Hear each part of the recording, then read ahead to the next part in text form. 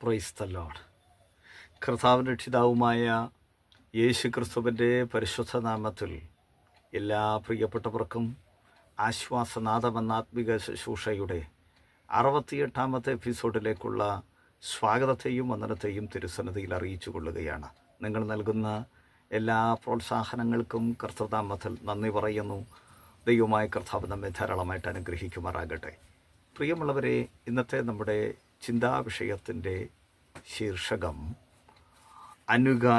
അനുകരിക്കുക എന്നുള്ളതാണ്.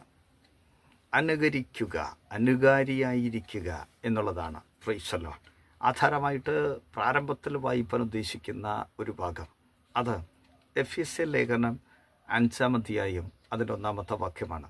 അവിടെ ഇങ്ങനെ രേഖപ്പെടുത്തിയിരിക്കുന്നു: ആകയാൽ പ്രിയമക്കൾ എന്ന പോലെ ദൈവത്തെ അനുകരിക്കുക.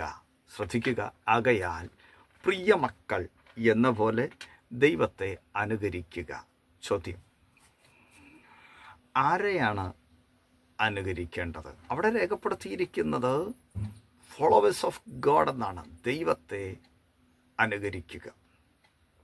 അപ്പം ദൈവത്തെ അനുകരിക്കുന്നവർ എങ്ങനെ അനുകരിക്കണം എന്ന് ചോദിച്ചാൽ, പ്രിയമക്കൾ എന്ന പോലെ ദൈവത്തെ അനുകരിക്കണം. ദൈവത്തിന് സ്തോത്രം. അപ്പോൾ ദൈവത്തെ അനുകരിച്ച ഏതെങ്കിലും ഒരു വ്യക്തിയെ നമുക്ക് ചൂണ്ടിക്കാണിക്കാൻ കഴിയുമോ എന്ന് ചോദിച്ചാൽ, 2-ാമത്തെ വാക്യത്തിൽ കാണുന്നുണ്ട് ക്രിസ്തു. Price the Lord. മറ്റൊരു വ്യക്തിയെ അവിടെ അപ്പോസ്തലനായ പൗലോസ് രേഖപ്പെടുത്തുന്നില്ല. ദൈവത്തെ അനുകരിപ്പാൻ നമ്മോട് ആവശ്യപ്പെടുമ്പോൾ നമുക്ക് അനുകരിപ്പാൻ ഒരു മാതൃകയുണ്ടോ എന്ന് ചോദിച്ചാൽ, ആ മാതൃകയെ അപ്പോസ്തലനായ പൗലോസ് കർത്താവിന്റെ ദാസൻ രേഖപ്പെടുത്തുന്നു. അത് മറ്റാരുമല്ല, നമുക്ക് വേണ്ടി ജീവനെ തന്ന, നമ്മെ രക്ഷിച്ച, ഇന്നയോളം നമ്മെ കാത്തു സൂക്ഷിക്കുന്ന, നമുക്ക് വേണ്ടി പിതാവിൻ്റെ വലതുഭാഗത്ത് പക്ഷപാതം ചെയ്യുന്ന ഒരു മഹാപുരോഹിതനായിരിക്കുന്ന, നമ്മെ ശുദ്ധീകരിപ്പാൻ കൽപ്പുള്ള വലിയവനായ കർത്താവിനെയാണ്, യേശു ക്രിസ്തുവിനെയാണ് അപ്പോസ്തലനായ പൗലോസിന് ചൂണ്ടിക്കാണിക്കാനുള്ളൂ. അപ്പോൾ എങ്ങനെ അനുകരിക്കണം? പ്രിയമക്കൾ എന്ന പോലെ ദൈവത്തെ അനുകരിച്ച മാതൃക ആരാണ്? ക്രിസ്തു. അപ്പോൾ അതിനുവേണ്ടി ക്രിസ്തു എന്താണ് ചെയ്തത്? ചോദ്യം: എന്താണ് ക്രിസ്തു അതിനുവേണ്ടി ചെയ്തത് എന്ന് ചോദിച്ചാൽ, ദൈവത്തിന് സൗരഭ്യവാസനയായ വഴിപാടും യാഗവുമായി തീർന്നു. സ്തോത്രം. എന്താണ്? ദൈവത്തിന് സൗരഭ്യവാസനയായ വഴിപാടും യാഗവുമായി തീർന്നു. കർത്താവ് എന്തിനാ ലോകത്തിൽ വന്നത്? വരുന്നതിന് മുൻപ് കർത്താവ് ഇങ്ങനെ എഴുതി. സ്തോത്രം. കർത്താവ് ഇങ്ങനെ പറഞ്ഞു. സ്തോത്രം. എന്താണ് പറഞ്ഞത്? പുസ്തക ചുരുളിൽ എന്നെക്കുറിച്ച് എഴുതിയിരിക്കുന്നു. അവിടുത്തെ ഇഷ്ടം ചെയ്യാൻ ഞാൻ ബന്ധപ്പെടുന്നു. അപ്പം എന്തിനാ വന്നത് ലോകത്തിലേക്ക്? ഇഷ്ടം ചെയ്യാനാണ്. ആ ഇഷ്ടത്തോടനുബന്ധിച്ച പേരാണ് യേശു ക്രിസ്തു എന്നത് നാം മനസ്സിലാക്കണം. യേശു എന്നത് മനസ്സിലാക്കണം. അവിടെ നിന്ന് തന്നെ ജനത്തെ അവരുടെ പാപങ്ങളിൽ നിന്ന് രക്ഷിപ്പാനിരിക്കുക കൊണ്ട് നീ അവന് യേശു, യഹോഷ്വ എന്ന് പേരിടണം. യഹോവ രക്ഷിക്കുന്നു. സ്തോത്രം. പേരിടണം. അപ്പോൾ അങ്ങനെ ലോകത്തിൽ വന്ന നമ്മെ സംബന്ധിച്ചിടത്തോളം അത് നിവർത്തീകരിപ്പാൻ എന്തെങ്കിലും തടസ്സമുണ്ടോ? സ്തോത്രം. നാം ലോകത്തിൽ വന്നത് എന്തിനാ? ജനിച്ചു, പിറക്കപ്പെട്ടു, വ്യത്യസ്ത ഇടങ്ങളിൽ വ്യത്യസ്ത മാതാപിതാക്കന്മാരാൽ വളർത്തപ്പെട്ടു. അങ്ങനെ വളർത്തപ്പെട്ട നമ്മെ സംബന്ധിച്ചിടത്തോളം ദൈവഹിതമുണ്ടോ? സ്തോത്രം. ആ ഹിതത്തിലേക്കാണോ നമ്മുടെ യാത്ര? സ്തോത്രം. ആ യാത്ര ദൈവം ഉദ്ദേശിച്ച ഇടത്തേക്കാണെങ്കിൽ പ്രതികൂലം ഉണ്ടാകുമോ? ഉണ്ടാകും. കർത്താവായ യേശുക്രിസ്തു ലോകത്തിൽ വന്നു. തൻ്റെ ശുശ്രൂഷ നടപടിയായി ചെയ്തുകൊണ്ടിരിക്കുന്ന കാലഘട്ടത്തിൽ ഒരിക്കലൊരു ശുശ്രൂഷയ്ക്ക് വേണ്ടി പോവുകയാണ്. അന്നേരം ഒരു തടസ്സമുണ്ടായി. എന്നാ തടസ്സം? തടാകത്തിൽ ചുഴലിക്കാറ്റുണ്ടായി. എവിടേക്കാ പോകുന്നേ? ഒരു ഭൂതഗ്രസ്തരെ സൗഖ്യമാക്കാനാണ്. അപ്പം കർത്താവിനെ സംബന്ധിച്ച് അതൊന്നും വലിയ പ്രശ്നമുള്ള കാര്യമല്ല. കാരണം കാറ്റിനെ കടലിനെ സൃഷ്ടിച്ചയാളാണ് അദ്ദേഹം. പക്ഷെ ഇതൊക്കെ അവിടെ കൂടെയുള്ളവർ പേടിച്ചു പോയി. അപ്പം നാം കൂടെയുള്ളവരാ കർത്താവിൻ്റെ. കർത്താവ് നമ്മോട് കൂടെയുണ്ട്. നമുക്കാണ് പേടി, കർത്താവിനല്ല പേടി. തിരയെ സൃഷ്ടിച്ച, കാറ്റിനെ സൃഷ്ടിച്ച, കടലിനെ സൃഷ്ടിച്ച, ഈ കാണുന്ന സകലത്തെ സൃഷ്ടിച്ച ആ മഹാദൈവത്തെ മുക്കാൻ ഇതിനെന്തെങ്കിലും കഴിയുമോ? കഴിയില്ല. അപ്പം നമ്മെ സംബന്ധിച്ചത് പ്രതികൂലമാണ്. കർത്താവിനെ സംബന്ധിച്ചു അതൊരു പ്രതികൂലമേ അല്ല. Price the Lord. യേശുക്രിസ്തു തൻ്റെ ദൗത്യത്തോട് സൗരഭ്യവാസനയായ വഴിപാട് യാഗമായി സമർപ്പിക്കണമെന്ന ദൗത്യത്തോടടുക്കുമ്പോൾ പത്രോസ് എന്നാ പറഞ്ഞു? സ്തോത്രം. അങ്ങക്കങ്ങനെ ഭവിക്കരുതേ. സ്തോത്രം. അതിലേക്ക് പോകരുതെന്നാ പത്രോസിൻ്റെ ആഹ്വാനം. കർത്താവ് എന്താ ചെയ്തു? സാത്താനെ, നീ എന്നെ വിട്ടുപോ, നീ ദൈവത്തിൻ്റെതല്ല ലോകത്തിൻ്റെതാ, മനുഷ്യരുടെതാ ചിന്തിക്കുന്നേ. സ്തോത്രം.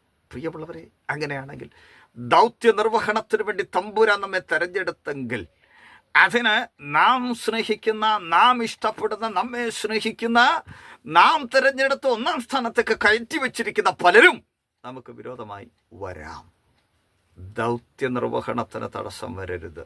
സ്തോത്രം. ക്രൂശിലേക്കുള്ള യാത്രയുടെ അവസാന കടമ്പയാണല്ലോ ഗതസമന. അത് ഒരു പോരാട്ടമാണ്. സ്തോത്രം. അവിടെ കർത്താവ് പ്രാണവേദനയിലായി, അഗണസമായി.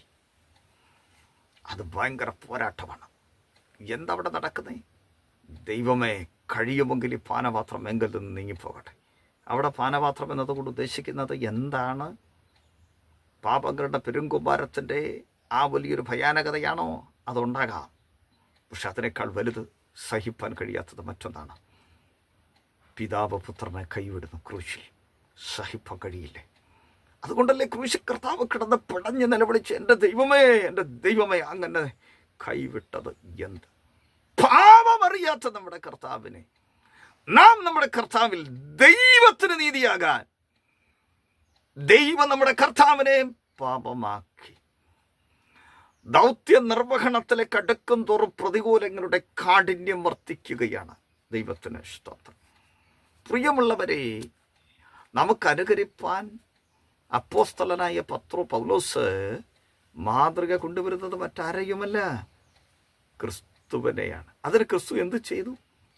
ദൈവത്തിന് സൗരഭ്യവാസനയായ വഴിപാട് യാഗവുമായി തന്നെ അർപ്പിച്ചു. അങ്ങനെയാണെങ്കിൽ നമ്മൾ എന്താ ചെയ്യേണ്ടത്? സ്തോത്രം. 2-ാം വാക്യം, നാം സ്നേഹത്തിൽ നടക്കണം. 3-ാം വാക്യം, വിശുദ്ധന്മാർക്ക് ഉചിതമായത് ചെയ്യണം. 4-ാം വാക്യം, കർത്താവിന് പ്രസാദമുള്ളത് എന്തെന്ന് പരിശോധിക്കുക. 10-ാം വാക്യം, വെളിച്ചത്തിൽ നടക്കുക. സ്തോത്രം. എന്തിനാണ് ഇതെല്ലാം? ദൈവത്തെ അനുകരിക്കേണ്ടതിനാണ് കേട്ടോ. നമ്മുടെ ചോദ്യം എന്താണ്? അനുകരിക്കുക. ആരെ അനുകരിക്കണം? 1-ാമത്തെ പോയിന്റ്, നമ്മുടെ ദൈവത്തെ അനുകരിക്കണം.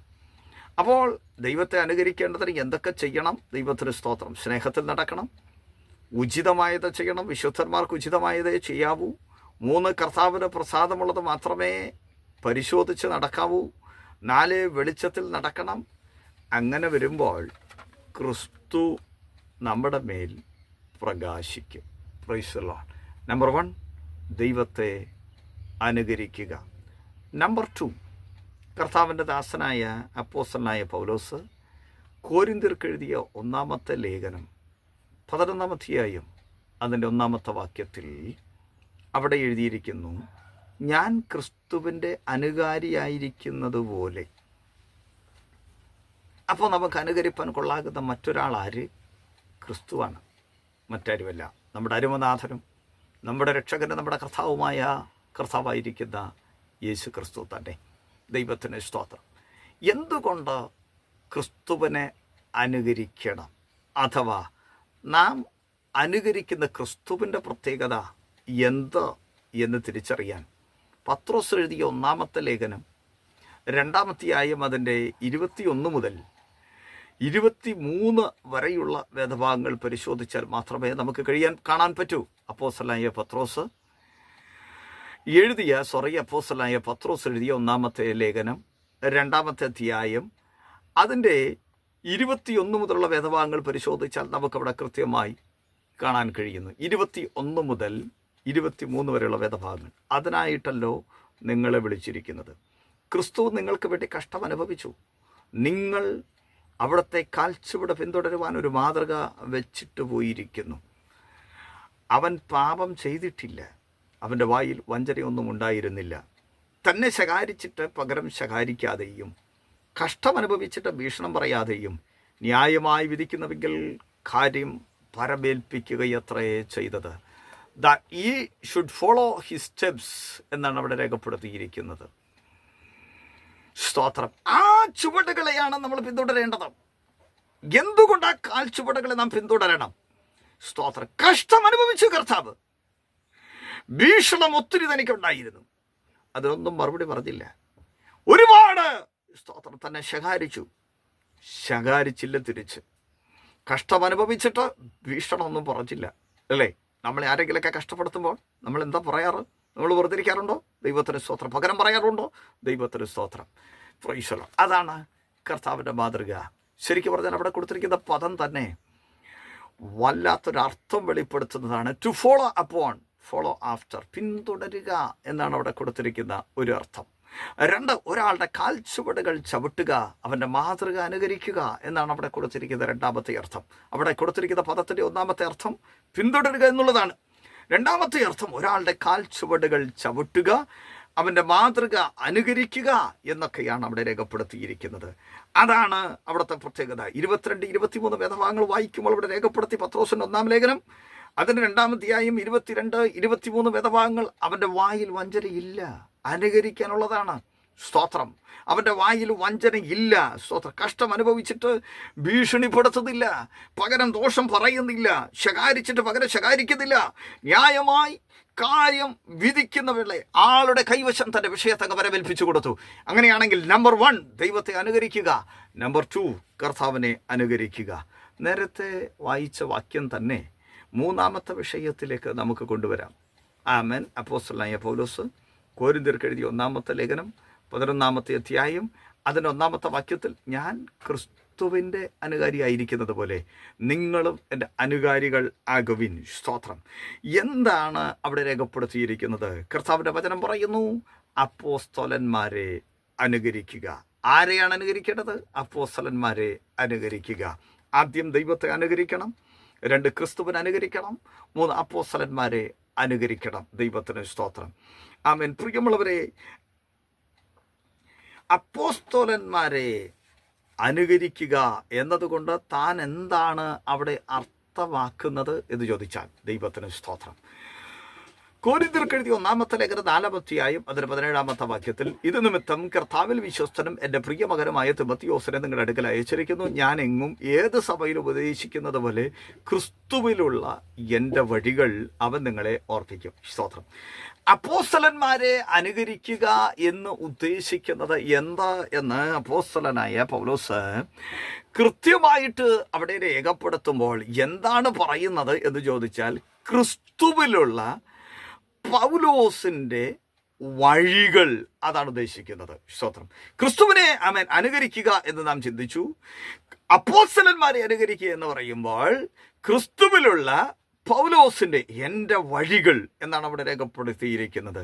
അങ്ങനെ അനുകരിച്ച ആരെങ്കിലും ഉണ്ടോ ദൈവവചനത്തിൽ എന്നൊരു ചിന്ത നമ്മുടെ അകത്തുണ്ടെങ്കിൽ തെസ്സലോനിക്കർക്ക് എഴുതിയ 1-ാമത്തെ ലേഖനം 1-ാം അധ്യായം അതിൻ്റെ 6-ാമത്തെ വാക്യത്തിൽ രേഖപ്പെടുത്തിയിട്ടുണ്ട്. അങ്ങനെ അനുകരിച്ച ആരെങ്കിലും ഉണ്ടോ എന്ന് ചോദിച്ചാൽ അവിടെ രേഖപ്പെടുത്തിയിരിക്കുന്നു. സ്തോത്രം. തെസ്സലോനിക്കയിലെ വിശ്വാസികളെ കുറിച്ച് തന്നെ പറയുകയാണ്. എന്താണ് പറയുന്നത്? ആമേൻ. ബഹുകഷ്ടം സഹിക്കേണ്ടി വന്നിട്ടും നിങ്ങൾ പരിശുദ്ധാത്മാവിൻ്റെ സന്തോഷത്തോടെ വചനം കൈക്കൊണ്ട് ഞങ്ങൾക്കും കർത്താവിനും അനുകാരികളായി തീർന്നു. കണ്ടോ? സ്തോത്രം. അവിടെ രേഖപ്പെടുത്തിയിരിക്കുന്ന ഞങ്ങൾക്ക് പിന്നെ കർത്താവിന് അനുകാരികളായി. ആരെ? സ്തോത്രം. ആരായി അവര്? തെസ്സലോനിക്കയിലെ വിശ്വാസികൾ. അവർക്ക് എന്തൊക്കെ അനുഭവിക്കേണ്ടി വന്നു, സഹിക്കേണ്ടി വന്നു? ബഹുകഷ്ടം സഹിക്കേണ്ടി വന്നു. എങ്കിലും പരിശുദ്ധാത്മാവിൻ്റെ സന്തോഷത്തോടെ അവർ ദൈവത്തിൻ്റെ വചനത്തെ സ്വീകരിച്ചു എന്ന് രേഖപ്പെടുത്തി. സ്തോത്രം.